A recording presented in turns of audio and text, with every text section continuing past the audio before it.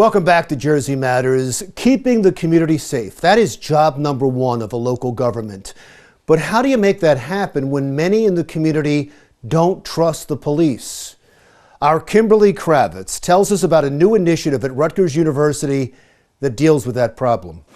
Police reform is at the forefront of the conversation here at Rutgers, New Brunswick, after receiving a $300,000 grant from PSE&G that would help to fund the Rutgers Center on Policing, also known as COP.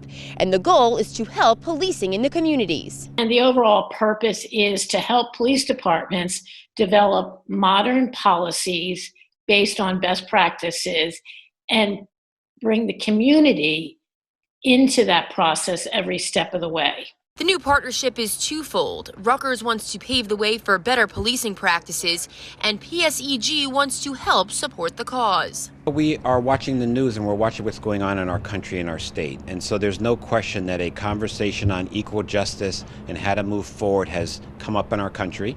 And we've listened and we're trying to respond to it positively and constructively. This initiative is a terrific effort on behalf of PSE&G to really back up the rhetoric in terms of addressing issues of racial disparity in policing, both in New Jersey and around the nation. A lot of people are talking the talk now, but PSE&G has stepped forward and said, listen, I can actually do something about this issue, which has plagued our country for generations. John Farmer, who is also a former Attorney General for the state of New Jersey, pointed out that 20 years ago during his tenure, he raised awareness about the issue of racial profiling. During my tenure as Attorney General, New Jersey was the first state to acknowledge the reality of racial profiling and to take positive steps to address it in terms of reforming the state police. So with a sizable grant like this, what can we expect to come from it?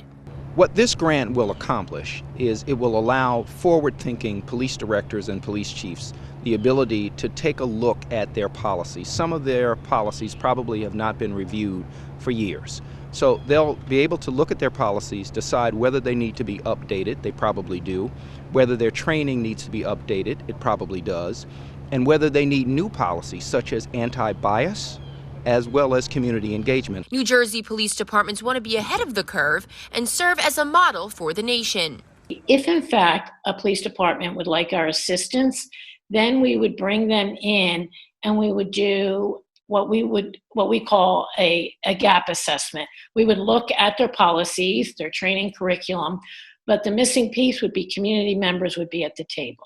This program that we're developing would be open to police departments throughout the state and the region. We're very proud of this partnership. Safer communities is something everybody can embrace, and equal justice is a cause that everyone should be comfortable with.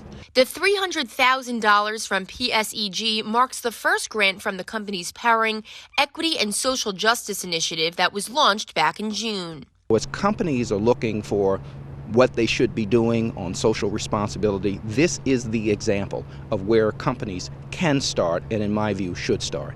Reporting from New Brunswick for Jersey Matters, I'm Kimberly Kravitz.